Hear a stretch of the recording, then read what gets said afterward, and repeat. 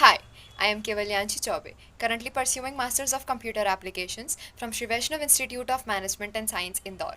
I have had my graduation from Government Holkar Science College, DAVV, Indore in the field of mathematics. As a motivated and enthusiastic individual, I am eager to embark upon my professional journey in the IT industry.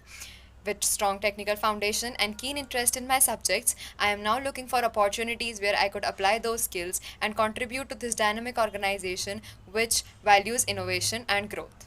Along with my studies, I have been engaging myself in the training for the field of data analytics, where I learned and worked upon all the tools and techniques required for the same.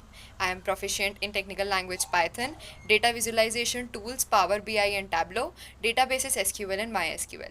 Along with this, I am comfortable in using all the Microsoft Office tools and also possess a good knowledge of languages C, C++, and Java.